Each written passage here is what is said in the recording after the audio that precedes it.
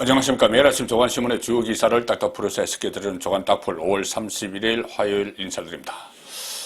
자, 권력의 달콤한 맛에 취해 있다가 정권을 뺏기고 나니까 일종의 멘붕이 온 것 같습니다. 민주당 이야기입니다. 지금 지방선거 국면에서 여러 가지 이해 못할 일들이 민주당 안에서 일어나고 있는데 하다못해 이런 말도 나왔습니다. 자, 윤호중 민주당 공동 비대위원장이죠. 6일 지방선거에 출마한 70대 국민의힘 후보자 나이를 언급하면서 1원이 넘어서서 새로운 걸 배우시기는 좀 그렇다 이렇게 말을 했습니다. 노인 폄하 발언이 또 나온 셈인데 충북 정평군 여기에 출마한 후보가 국민의힘 후보가 탤런트 송기윤 씨입니다. 송기윤 씨 나이가 70세죠. 송기윤 씨 나이를 언급을 하면서 송기윤 후보 나이를 언급을 하면서 어제 윤호중 위원장이 지원 요새를 갔는데 이렇게 이야기합니다. 저도 참 좋아하는 연기자이신데 연세가 1원이 넘어서서 연기는 이제 그만하시려는지 모르겠다. 1원이 새로운 걸 배우시기에는 좀 그렇다. 뭐 이렇게 이야기를 했습니다. 70세를 넘어서니 새로운 도전은 하지 말라. 그냥 하던 일이나 하라. 이 이야기죠. 송기훈 후보 52년생입니다. 그리고 MBC 탤런트 실장, 한국방송 실현자협회 이사장 역임을 했고 재경 정평 국민회장도 지금 맡고 있습니다. 이 나이에 비해서 동안으로 유명하죠. 송기훈 후보는 뭐 조선 왕조 500년, 뭐 TV 손자병법 이런 드라마에 출연을 했던 연기자입니다. 지난번 대선 때 윤석열 후보 지지 선언을 하면서 처음으로 이 정치에 일종의 뭐 입문을 했다 그렇게 볼 수도 있고 이번에 정평군수 국민의힘 후보로 출마를 했습니다. 자, 윤호중 이렇게 이야기합니다. 저쪽 후보를 보니까 자기 후보 민주당 후보를 지원 요새를 하는 것이죠. 연기자로 아주 성공하신 분이다. 저는 계속 연기하는 걸 봤으면 좋겠다. 뭐 이까지 이야기하면서 군정은 한 번도 안 해본 분이시다. 연기하듯이 잠깐은 할 수 있어도 연기하듯이 잠깐 그런 역할을 할 수 있어도 4년 군정을 맡기에는 적절치 않은 것 같아. 하시던 일이나 그냥 계속 쭉 하셨으면 좋겠다. 자, 70세 넘어서니 그냥 새로운 도전하지 말고 70세 넘은 것도 아니죠. 딱 70입니다. 새로운 도전하지 말고 그냥 하던 일이나 하라 이런 이야기인데 그런데 윤호중은 어제 오후에 이런 이야기를 했는데 어제 오전에는 라디오에 출연해서 지금 586 용태론에 나오고 있죠. 박지현 같은 공동 비대위원장이 제기한 586 용태론 그러니까 50년 지금 50대 80년대생 60년 50대 80년도 학번 그리고 60년대생 이거죠. 자, 거기서 이 586 용태론과 관련해서 이렇게 이야기합니다. 윤호중은 이를테면 나이를 가지고 몇 살 됐으니까 그만해야 된다. 이런 방식은 적절하지 않은 것 같아. 기존 정치인들에 대해 보다 더 엄격하게 실력이나 능력 등을 평가해야 한다. 자, 오전에는 이렇게 이야기했습니다. 나이가 중요한 것이 아니다. 엄격하게 실력이나 능력을 평가해야 한다. 오전에는 그렇게 이야기하고 오후에는 1원이 넘어서서 새로운 걸 배우시기는 좀 그렇다. 이렇게 앞뒤가 다른 말을 했죠. 워낙 급하니까 이런 이야기들이 나오는데 민주당은 이번이 뿐이 아닙니다. 그 전에도 이른바 노인 폄하 발언으로 여러 차례 설화를 겪었죠. 2004년 3월에 17대 총선이 열렸을 때 그때 열린우리당, 지금 민주당입니다. 열린우리당 정동영 선대위원장이 이런 말을 했습니다. 60대 이상 70대는 투표 안 해도 괜찮다. 집에서 쉬셔도 된다. 자, 이런 발언을 해서 파문이 일어났죠. 이 발언 때문에 정동영은 그때 비례대표 후보직에서도 중도 사퇴를 했는데 60대 이상 70대는 투표 안 해도 괜찮고 그냥 집에서 쉬셔도 된다 이렇게 이야기했는데 정동영 지금 69세입니다. 70세죠. 우리 나이를 70세입니다. 그런데 여전히 이번 지방선거에서 순창, 임실, 이 본인의 고향이 있는 쪽이죠. 여기서 민주당 후보 지원 요새를 하고 있습니다. 본인은 쉬셔도 된다. 그렇게 했는데 본인이 그 나이가 됐는데 여전히 선거에 관여를 하고 있죠. 자, 설훈 의원. 또 그 2004년에 그때 관광공사 감사로 임명된 잔이윤 토크쇼를 했던 잔이윤 씨 나이 그때 만 78세였는데 그것을 거론을 하면서 그 나이면 누가 봐도 쉬어야지 왜 일을 하려고 하나 쉬는 게 상식이다. 연세가 많으면 활동과 판단력이 떨어져서 공무에 적합하지 않다 이렇게 이야기했습니다. 그런데 설훈 의원 올해 70세입니다. 본인도 70세가 됐죠. 계속 정치를 하고 있습니다. 현역 국회의원입니다. 대선 후보 경선 때 이낙연 후보의 그 캠프의 좌장 역할을 했죠. 본인도 70이 됐는데 계속 일을 하고 있습니다. 쉬지 않고 있죠. 자, 유시민 또 그 같은 해 11월에 한 강연에서 이렇게 이야기합니다. 50대에 접어들게 되면 죽어나가는 뇌세포가 새로 생기는 뇌세포보다 많다. 사람이 멍청해진다. 60세가 넘으면 책임 있는 자리에 있지 말자. 65세가 넘으면 때려 죽여도 책임 있는 자리에는 가지 말자. 이게 제 소신 중 하나다. 이렇게 이야기했죠. 유시민 올해 63세입니다.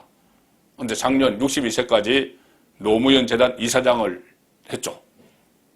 그리고 65세가 넘으면 때려 죽여도 책임 있는 자리에 가지 말자. 이렇게 이야기한 것 스스로의 말에 발목이 잡혔는지 지금은 이 선거에는 출마를 하지 않고 있습니다. 자, 이 윤호중 비대위원장이고 상임선대위원장이죠. 이렇게 선거에서 최대 악재가 되는 말을 어제 했습니다. 그래서 이제 선거 끝났다. 국민의힘 안에서는 그런 이야기까지 나올 정도로 이것이 악재가 될 텐데, 이 비대위원장뿐이 아니죠. 총괄선대위원장 이재명 후보도 지금 민주당이 오히려 골칫거리가 되고 있습니다. 무명의 국민의힘 후보에게 인천 계양을에서 패배할 이런 위기에 처했죠. 그러니 갑자기 꺼낸 게 김포공항 이전 문제입니다. 김포공항을 이전을 하면은 계양을이나 본인이 있는 지역구나 이런 데는 어느 정도 혜택이 돌아가지만은 거기에 새로운 산업단지를 짓거나 하면은, 그런데 김포공항에서 떠서 다른 곳으로 가는 그 항공편이 있죠. 특히 제주도로 그 여행을 가시는 분들은 김포공항에서 많이 탑니다. 수도권에서.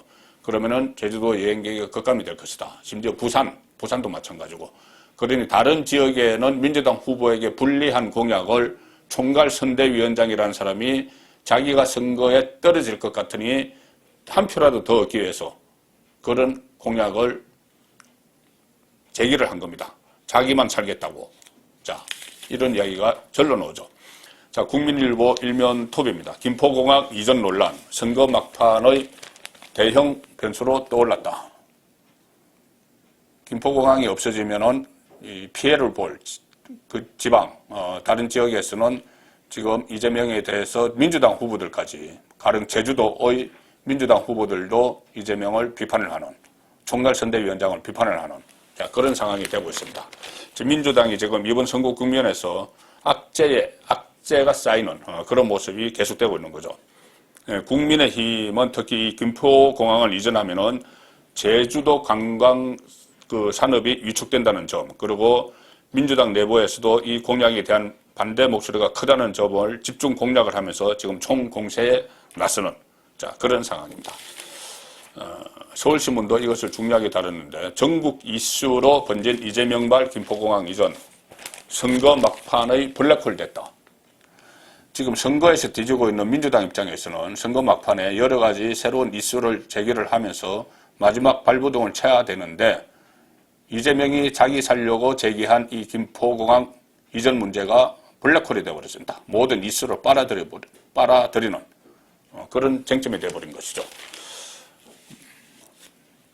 지도부도 이 불똥이 이 전국 선거로 튀는 걸 막는데 지금 애를 먹고 있다. 김민석 총괄선대본부장은 이 BBS 라디오에 출연해서 이렇게 이야기합니다.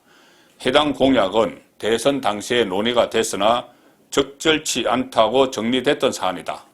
현재도 당의 공약으로 당연히 채택된 바 없고 어떻게 보면 과하게 띄운 것이다. 이렇게 이야기를 했습니다. 자, 오영훈 민주당 제주지사 후보를 비롯한 민주당 제주도당도 불편한 심기를 감추지 못하고 있다. 총괄선대위원장이 오히려 선거를 방해한다. 뭐 이런 이야기죠. 자, 지금 현재 선거 분위기는 내일이 선거지만, 일단 국민의힘의 압승 분위기로 가고 있습니다. 그래도, 몇 곳에 접전을 벌이는 곳이 있죠. 동아일보는 일면 톱으로 여야의 최대 승부처로 경기도지사 선거, 대전시장 선거, 그리고 계양을 국회의원 보궐선거를 꼽았습니다. 경기도지사 선거는 김은혜 후보, 김동연 민주당 후보, 박빙의 승부를 벌이는데 여러 조사에서 지금 김은혜 후보가 오차범위 밖으로 벗어나고 있다는 조사도 나오고 있습니다. 그리고 계양을 이재명의 명운이 달린 선거죠. 이재명이 이번에 떨어지면은 본인이 이른바 방탄조끼를 입기 위해서 계양을로 출마를 했는데 그것도 실패할 뿐더러 경찰과 검찰의 수사를 받아야 되는 그런 처지에 몰리게 되고 또 그 총괄선대위원장이고 직전에 대선 후보였기 때문에 이재명이 이번에 또 떨어지면은 민주당 내에서 어떤 책임론이 거세게 일면서 정계 개편이 일어날 가능성까지 지금 제기가 되고 있습니다. 이처럼 이재명도 그렇지만은 전국적으로 지금 민주당은 상당히 패배를 직감을 하고 있는 것 같습니다. 그래서 벌써부터 지도부 책임론이 제기되는 이런 상황입니다.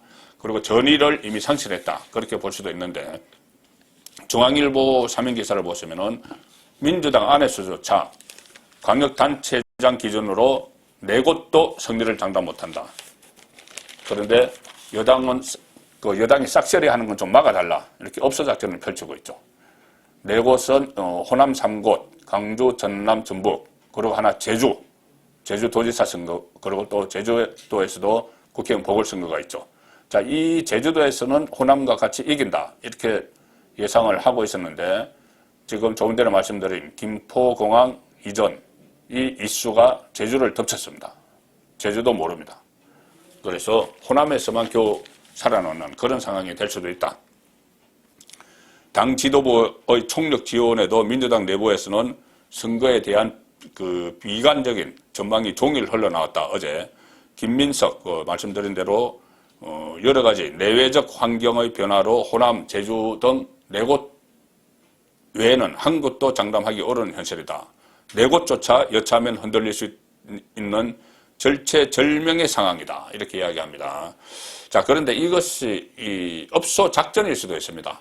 이렇게 우리가 지금 어려우니 대위기에 빠졌으니까 우리 지지층들 투표장에 좀 나와서 원래 지방선거는 투표율이 낮죠. 그 투표장에 다 좀 몰려나와서 우리 살려달라. 이렇게 업소 작전입니다.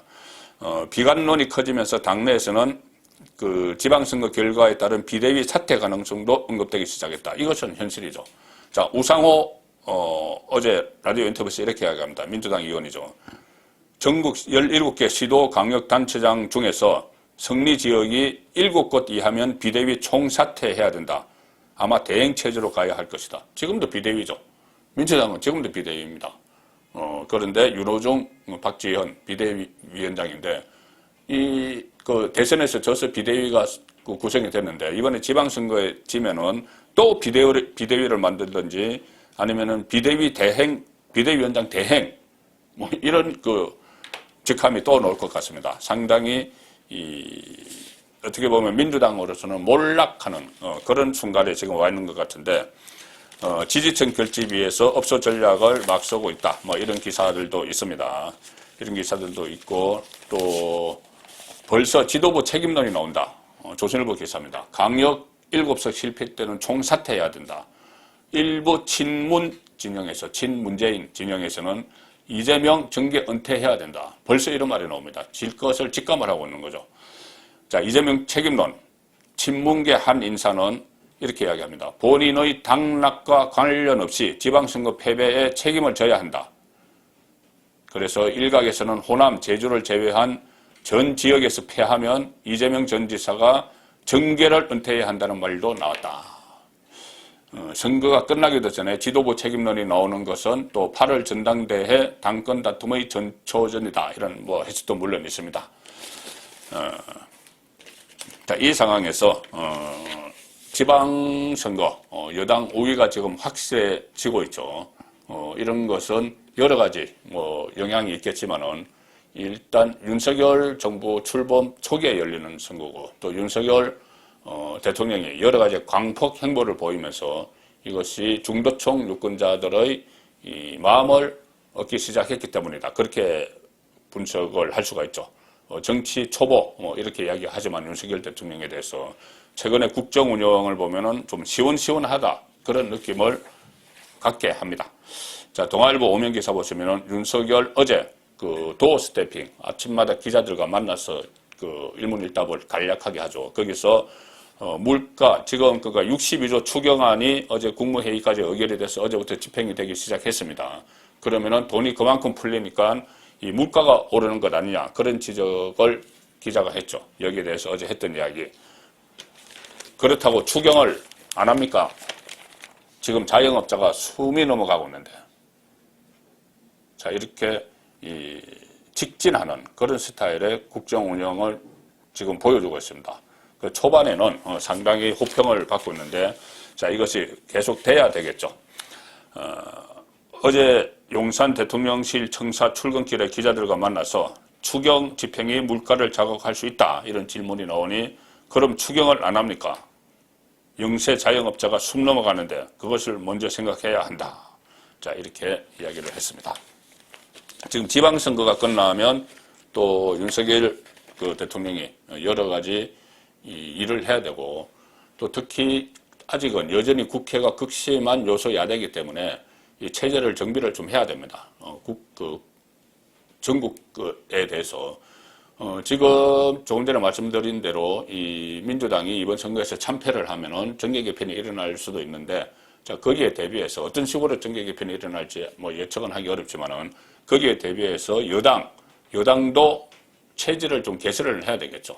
자, 체질 개선하는데 현재 가장 큰 걸림돌은 이준석 국민의힘 대표입니다. 야당 대표가 됐다가 여당 대표가 됐는데 여러 가지 논란에 휩싸여 있죠. 지금 뭐 지방선거 지원한다고 여기저기 다니기는 하는데 성접대 의혹 저는 이 문제가 상당히 크다고 봅니다. 박근혜 정부 초기에 2013년에 호가호위하면서 대전까지 가서 성접대를 받았다는 의혹인데 자, 거기에 대해서 지금 국민의힘 윤리위원회가 일단 징계를 하기로 결정을 했죠. 그리고 지방선거 때문에 아직 회의를 열지 않고 있는데 조속히 징계를 해서 이준석 체제를 손질을 해야 됩니다. 자, 그렇지 않으면 계속 공격을 당하기 때문이죠. 그리고 이준석 대표 자체도 지금 어떻게 보면 한계를 노출하는 여러 가지 상황에서 자, 그런 모습을 보이고 있기 때문에 정리를 할 필요가 있는데 본인은 지금 자구책을 막 찾고 있습니다. 선거에 열심히 뛰는 것은 물론이고 선거가 끝나면은 윤리위원회가 열려야 되는데 그것을 대비하기 위해서 이제 선거가 끝나면은 본인이 우크라이나 러시아의 침공을 받은 우크라이나로 가서 이 젤렌스키 대통령을 자기가 만나서 윤석열 대통령의 친서를 전달하겠다. 자기 역할을 막 찾는 것이죠. 자, 그렇게 언론 플레이를 했는데 대통령실에서는 친서 요청을 거절했다고 합니다.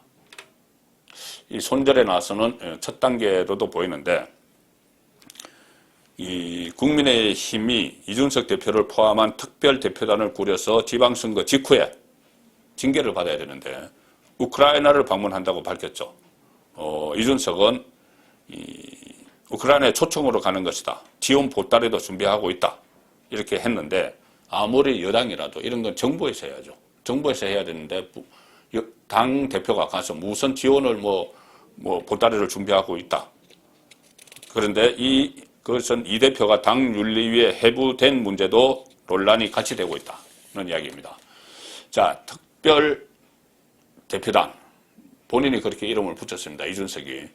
여기에는 핵심 측근이죠. 김철건 정무실장, 허은하 대변인 총 10여 명 규모로 구성이 된다. 자, 김철건 얼마 전에 성접대 의혹과 관련해서 그것을 무마하기 위해서 대전에 뭐 사람을 보내서 뭐 얼마짜리 뭐 투자 유치를 해주겠다는 각서를 쓰고 그 성접대 의혹 폭로가 사실이 아니다 이런 무마 시도를 할 때 등장했던 그 김철근 같이 간다는 겁니다. 그리고 이렇게 하는데 외교가에서는 무기 또는 식량 지원 이런 문제는 정당 외교로 푸는 데는 한계가 있다. 민감하게 다뤄져야 하는 러시아와의 외교 문제에도 악영향을 줄 수 있다. 이런 지적이 나오는 거죠. 자, 이렇게 좀 비판적인 시각이 나오니 어제 대통령실에서 그 입장을 밝혔습니다. 뭐라고 했냐? 지난 13일에 이준석 대표가 윤석열 대통령을 용산 집무실로 찾아와서 선거 전에 우크라이나를 방문하겠다. 선거 전에 이런 뜻을 밝혔지만 윤석열 대통령은 알아서 판단하시라. 알아서 하세요. 이렇게만 이야기했다는 겁니다. 그리고 이준석 대표가 친서를 하나 달라. 젤렌스키 대통령에게 내가 전달해 주겠다. 윤석열 대통령을. 그런데 윤석열 대통령이 그것을 거절했습니다. 이것은 민감한 외교 문제이기 때문에 러시아와의 관계도 생각을 해야 되고 이것은 또 정부 차원에서 해야 될 일이지 왜 당대표가 나서느냐. 자, 이런 뜻이겠죠. 대통령실 관계자는 이렇게 이야기합니다.